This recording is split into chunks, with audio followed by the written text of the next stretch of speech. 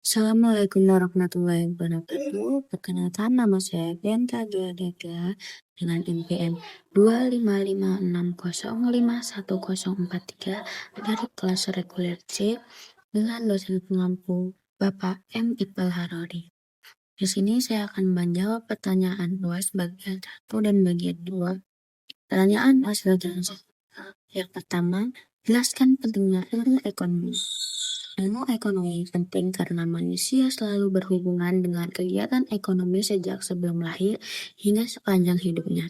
Setiap aktivitas seperti pacaran, hangout, menikah, menabung, hingga menghadapi perubahan harga, misalnya kenaikan harga emas akibat inflasi, menunjukkan bahwa keputusan hidup tidak pernah lepas dari pentingnya ekonomi. Karena kebutuhan manusia tidak terbatas sementara sumber daya terbatas, ekonomi membantu manusia mengelola pilihan-pilihan tersebut secara bijak. Ilmu ekonomi juga penting karena 1. Mempelajari perilaku manusia dalam mengelola sumber daya yang terbatas untuk memenuhi kebutuhan yang tidak terbatas. Kedua, membantu memahami proses produksi, distribusi, dan konsumsi serta jasa, hingga kita tahu bagaimana perekonomian berjalan. Ketiga, memberikan kemampuan memprediksi tindakan ekonomi di masa depan sehingga bermanfaat dalam perencanaan bisnis, penentuan harga, penyusunan kebijakan, dan pengelolaan sumber daya. Keempat, menjadi dasar dalam memahami perekonomian negara seperti anggaran belanja, pajak, serta kebijakan industri dan perdagangan. Yang kelima, menjadi landasan dalam pengambilan keputusan baik bagi individu, pelaku bisnis maupun pemerintah untuk menciptakan kondisi ekonomi yang stabil dan berkembang. Dengan mempelajari ilmu ekonomi, seseorang dapat memahami peristiwa ekonomi sehari-hari, membuat keputusan yang rasional, serta berkontribusi dalam menciptakan kesejahteraan masyarakat melalui pengelolaan sumber daya yang lebih efektif. Yang kedua, jelaskan apa itu ekonomi dan bisnis. Ekonomi secara umum adalah ilmu yang mempelajari penawaran, permintaan, dan kelangkaan, serta bagaimana manusia dan organisasi mengelola sumber daya yang terbatas untuk memenuhi kebutuhan yang tidak terbatas. Dalam konteks bisnis, ekonomi digunakan untuk memahami bagaimana pasar bekerja, bagaimana harga terbentuk, serta bagaimana berbagai keputusan dapat memengaruhi produksi, distribusi, dan keuangan. Bisnis adalah kegiatan organisasi dalam mengelola sumber daya, memperoleh barang atau jasa, dan melakukan interaksi dengan pasar untuk memperoleh keuntungan. Dalam ekonomi bisnis, fokus utamanya adalah menganalisis segala masalah yang berkaitan dengan kegiatan perusahaan, baik yang terjadi di dalam perusahaan maupun di luar perusahaan. Ekonomi dan bisnis saling berkaitan karena ekonomi memberikan dasar teori dan alat analisis, sedangkan bisnis menjadi tempat penerapan konsep tersebut secara nyata. Melalui ekonomi bisnis, perusahaan dapat memahami kondisi pasar, mengatur strategi, mengambil keputusan tepat, dan menciptakan tujuan utama yaitu memperoleh laba serta mempertahankan keberlangsungan usaha. Yang ketiga, jelaskan perbedaan ekonomi mikro dan ekonomi makro. Ekonomi mikro dan ekonomi makro merupakan dua cabang utama ilmu ekonomi yang berbeda dalam fokus, unit analisis, dan tujuan analisisnya. Yang pertama, pada fokus analisis, ekonomi mikro berfokus pada unit-unit kecil dalam perekonomian seperti individu, rumah tangga, dan perusahaan. Ilmu ini menganalisis bagaimana konsumen memenuhi kebutuhan dengan sumber daya yang terbatas dan bagaimana produsen menghasilkan barang dan sumber yang terbatas. Ekonomi makro berfokus pada perekonomian secara keseluruhan. Ilmu ini membahas inflasi, pengangguran, pertumbuhan ekonomi, pendapatan nasional, serta kebijakan ekonomi suatu negara. Yang kedua, pada unit analisis, ekonomi mikro mempelajari perilaku individu, konsumen, produsen, biaya produksi, harga satuan komoditas tertentu, serta interaksi penawaran dan permintaan di pasar. Ekonomi makro menggunakan unit analisis keseluruhan seperti total produksi nasional, tingkat inflasi, pengangguran, kebijakan fiskal dan moneter, ekspor-impor, dan variabel ekonomi skala besar lainnya. Yang ketiga, pada tujuan analisis, ekonomi mikro bertujuan memahami bagaimana sumber daya dialokasikan oleh individu agar menciptakan efisiensi, keuntungan, dan kepuasan maksimal. Hikro juga menganalisis kegagalan pasar agar strategi bisnis bisa diperbaiki. Ekonomi makro bertujuan menjaga stabilitas ekonomi negara, menciptakan lapangan kerja, meningkatkan pendapatan nasional dan produksi dalam negara, serta mengendalikan inflasi dan menjaga keseimbangan ekonomi secara umum. 4. Apa yang dimaksud dengan investasi menurut buku Ekonomi dan Bisnis Administrasi? Menurut buku Ekonomi dan Bisnis Administrasi, investasi adalah pengeluaran atau penanaman dana saat ini untuk mendapatkan keuntungan pada masa mendatang. Para ahli seperti Martono, Mulyana, dan Halim menekankan bahwa investasi merupakan komitmen penetapan dana pada aset atau sumber daya dengan tujuan menghasilkan pendapatan di kemudian hari. Fitzgerald menambahkan bahwa investasi berkaitan dengan penggunaan dana untuk menghasilkan barang modal yang akan menciptakan aliran produksi baru di masa depan. Secara umum, investasi menjadi alat untuk menyediakan modal saat ini demi memperoleh keuntungan di masa mendatang. Dalam teori investasi, Harold Domar menjelaskan bahwa investasi penting karena menambah stok modal dan memungkinkan output meningkat. Sumber modal berasal dari tabungan masyarakat yang merupakan bagian dari pendapatan nasional. Sementara itu, menurut Keynes, besarnya tabungan tidak ditentukan oleh tingkat bunga, melainkan oleh tingkatan pendapatan rumah tangga. Semakin besar pendapatan, semakin besar tabungan. 5. Apa yang Anda ketahui mengenai ekonomi hijau dan contoh kasusnya akhir-akhir ini?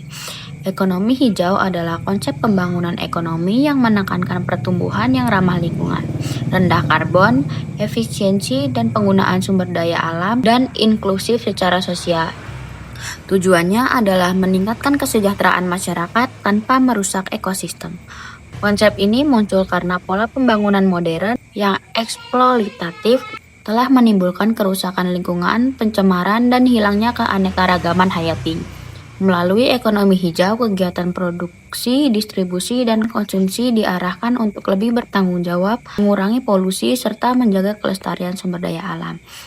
Ekonomi hijau menjadi jembatan antara pertumbuhan ekonomi, keadilan sosial, dan berlanjutan lingkungan agar pembangunan dapat berlangsung secara berkelanjutan. Contoh kasus ekonomi hijau akhir-akhir ini dari artikel tenjolayar.desa.id pada 10 September 2025 menjelaskan upaya Desa Tenjolayar, Kecamatan Cigasong, Kabupaten Majalengka dalam menerapkan ekonomi hijau sebagai strategi pembangunan berkelanjutan.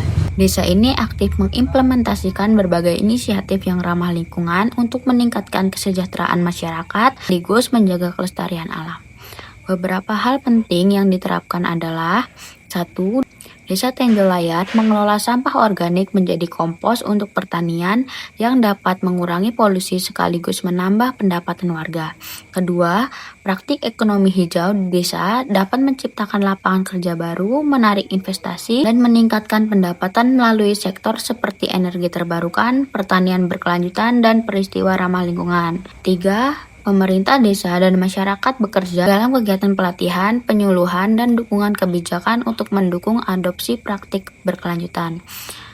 Lalu, warga sangat antusias terhadap inisiatif ini karena diyakini dapat menghadirkan kehidupan yang lebih baik serta masa depan yang lebih sehat dan lestari.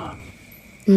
Apa yang Anda ketahui mengenai ekonomi biru dan contoh kasusnya akhir-akhir ini? Ekonomi biru adalah konsep pembangunan ekonomi yang memanfaatkan sumber daya laut dan wilayah pesisir secara berkelanjutan untuk meningkatkan pertumbuhan ekonomi, kesejahteraan masyarakat, dan menjaga kelestarian lingkungan laut. Ekonomi biru mencakup berbagai sektor seperti perikanan, pariwisata bahari, transportasi laut, energi terbarukan, dan pengelolaan lingkungan laut. Konsep ini menekankan pemanfaatan sumber daya laut yang ramah lingkungan, berbasis masyarakat lokal, namun tetap terbuka terhadap teknologi dan perdagangan. Bagi negara maritim seperti Indonesia, ekonomi biru menjadi strategi penting untuk pembangunan berkelanjutan serta pemilihan ekonomi, termasuk melalui pengembangan pariwisata berkelanjutan dan pengurangan emisi di sektor maritim. Dilansir dari Metro TV pada tanggal 4 Oktober 2025, Indonesia memaparkan program ekonomi biru yang fokus pada pelestarian dan pemanfaatan terumbu karang sebagai bagian dari strategi pembangunan berkelanjutan. Pemerintah menekankan bahwa terumbu karang yang sehat dan bagian penting dari ekosistem laut yang tidak hanya mendukung keanekaragaman hayati laut, tetapi juga berkontribusi pada pertumbuhan ekonomi dan kesejahteraan masyarakat pesisir. Program ini menunjukkan langkah Indonesia dalam menerapkan ekonomi biru dengan menjaga kelestarian terumbu karang agar dapat memberikan manfaat ekonomi sekaligus menjaga lingkungan laut untuk masa depan. 7. Jelaskan di mana letak permasalahan ekonomi Indonesia, mengapa lambat bersaing dengan negara maju. Permasalahan utama yang menyebabkan ekonomi Indonesia lambat bersaing dengan negara maju terletak pada yang pertama, kualitas sumber daya manusia atau SDM. Produktivitas tenaga kerja Indonesia relatif rendah karena kualitas pendidikan dan keterampilan yang tertinggal dibanding negara maju. Hal ini menyebabkan perekonomian lebih mengandalkan tenaga kerja murah daripada tenaga kerja berketerampilan tinggi. Yang kedua, infrastruktur yang belum merata. Pembangunan infrastruktur di Indonesia belum optimal dan tidak merata di berbagai daerah, yang mengakibatkan biaya logistik dan distribusi menjadi tinggi serta menghambat efisiensi ekonomi secara keseluruhan. Ketiga, regulasi dan birokrasi yang rumit. Kerumitan regulasi dan inefisiensi birokrasi menciptakan ketidakpastian hukum dan ekonomi yang menjadi batu sandangan berarti bagi investasi dan kelancaran berusaha. Lalu, korupsi, kolusi, dan nepotisme atau KKN. Tingginya kasus KKN juga turut mempengaruhi daya saing negara dengan menciptakan lingkungan bisnis yang tidak efisien dan kurang transparan. Jelaskan di mana letak permasalahan Provinsi Lampung, mengapa lambat bersaing dengan negara maju, dan berikan solusi dari Anda. Menurut artikel di Kupas Tuntas, Lampung menempati peringkat ke-7 provinsi di Indonesia berdasarkan data BPS per Maret 2025. Pengamat sosial dari Universitas Lampung menyebut beberapa faktor utama penyebabnya, yaitu 1. Ketidakseimbangan antara lapangan kerja dan pencari kerja. Banyak warga Lampung kesulitan mendapatkan pekerjaan karena lapangan kerja formal terbatas, sehingga tingkat penyerapan tenaga kerja rendah dibanding jumlah pencari kerja. 2. Jenis pekerjaan yang tidak sesuai dengan potensi daerah. Lampung dikenal sebagai daerah agraris, tetapi SDM atau tenaga kerja belum sepenuhnya memiliki keterampilan yang sesuai untuk sektor pertanian. Akibatnya, sektor unggulan ini tidak mampu menyerap banyak tenaga kerja lokal secara optimal. 3. Upah rendah dan pendapatan di bawah kebutuhan hidup layak. Upah minimum di kabupaten atau kota masih rendah sehingga pendapatan masyarakat tidak mencukupi untuk hidup layak, memperburuk kondisi kemiskinan. Jadi, mengapa Lampung lambat bersaing dengan negara maju? Permasalahan di atas menunjukkan bahwa Lampung belum optimal dalam beberapa aspek penting yang biasanya menjadi kekuatan ekonomi negara maju, yaitu ketersediaan tenaga kerja yang terampil dan relevan dengan kebutuhan industri. Lampung masih menghadapi mismatch atau ketidaksesuaian antara keterampilan SDM dan jenis lapangan kerja yang ada. Berdasarkan permasalahan di atas, berikut solusi yang bisa diterapkan untuk meningkatkan daya saing Lampung. Yang pertama, peningkatan kualitas SDM atau pendidikan dan keterampilan. Fokus pada peningkatan pendidikan dasar dan menengah serta peningkatan keterampilan teknis yang berorientasi pasar. Beri insentif pendidikan bagi anak muda agar lebih kompetitif di dunia kerja. Yang kedua, perbaikan upah dan standar kehidupan layak.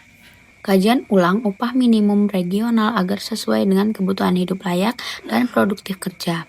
Peningkatan produktivitas sehingga pekerja bisa mendapat upah yang lebih layak. Yang ketiga, optimalisasi bantuan sosial produktif. Pastikan bantuan sosial diarahkan untuk memperkuat kapasitas ekonomi keluarga, bukan hanya konsumtif. Integrasikan bantuan sosial dengan pelatihan kewirausahaan dan modal kerja. 9. Analisis dan jelaskan di mana letak permasalahan daerah Anda, kota atau kabupaten, mengapa lambat bersaing dengan wilayah lain, dan berikan solusi dari Anda. Berdasarkan data BPS 2025, Kabupaten Tanggamus termasuk dalam 5 daerah termiskin di daerah Lampung, dengan tingkat kemiskinan sebesar 10,10% dan jumlah penduduk miskin sampai sekitar 63,56 ribu jiwa. Hal ini menunjukkan bahwa masalah kemiskinan masih signifikan meskipun daerah memiliki potensi sumber daya alam seperti pertanian, perkebunan, dan perikanan. Permasalahan utama di Tanggamus adalah satu, ketergantungan pada sektor pertanian tradisional. Masyarakat Tanggamus mayoritas bekerja di sektor pertanian, perkebunan, dan perikanan. Namun skala usaha masih banyak bersifat subsisten atau kecil dan tradisional.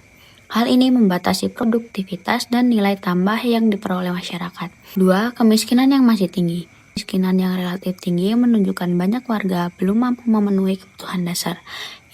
Indeks kedalaman dan keparahan kemiskinan menunjukkan bahwa meskipun sebagian besar agak dekat dengan garis kemiskinan, mereka tetap terjebak dalam kondisi ekonomi lemah. Yang ketiga, belum adanya diversifikasi ekonomi.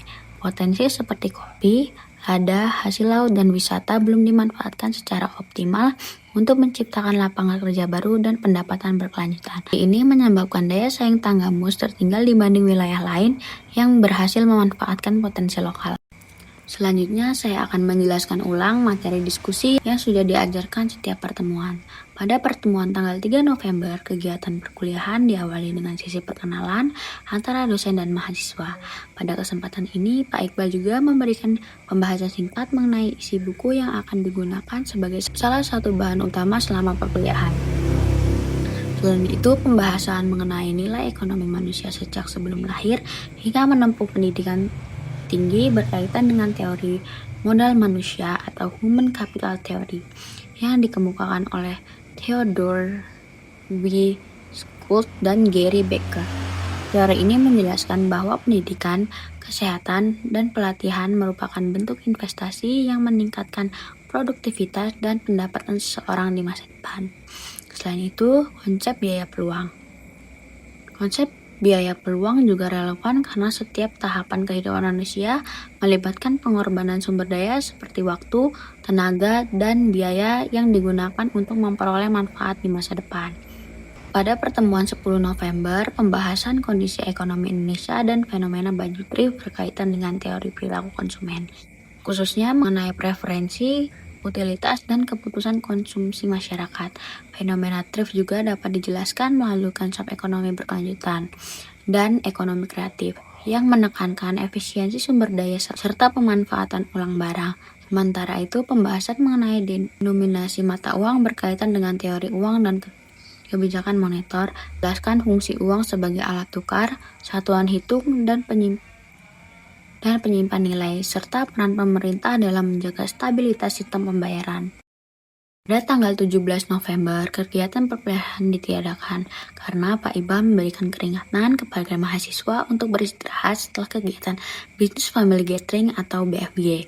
Meskipun demikian, mahasiswa tetap diberikan tugas berupa resume buku sehingga proses pembelajaran tetap berjalan secara mandiri. Pada pertemuan 24 November, pembahasan hasil wawancara pasar modal berkaitan dengan teori pasar modal dan teori investasi yang menjelaskan bagaimana kondisi ekonomi makro mengaruhi kinerja perusahaan dan harga saham. Selain itu, tugas wawancara sektor real berkaitan dengan teori sektor real yang menekankan aktivitas produksi barang dan jasa sebagai fondasi perekonomian, serta hubungannya dengan sektor keuangan. Pada pertemuan 1 Desember, diskusi mengenai hasil wawancara sektor real dapat dikaitkan dengan teori mikroekonomi, khususnya teori produksi, biaya, dan perilaku produsen. Teori ini menjelaskan bagaimana pelaku usaha menghadapi keterbatasan sumber daya, perubahan permintaan, serta fluktuasi harga dalam kondisi ekonomi tertentu. Terakhir, pada pertemuan 8 Desember, diskusi berita ekonomi berkaitan dengan teori ekonomi makro yang mencakup pertumbuhan ekonomi, inflasi, pengangguran, dan kebijakan fiskal serta moneter. Selain itu, kegiatan ini juga relevan dengan pendekatan kontekstual dalam pembelajaran ekonomi yang menekankan pengaitan antara teori ekonomi, dan fenomena nyata agar mahasiswa mampu berpikir kritis dan analitis terhadap dinamika perekonomian.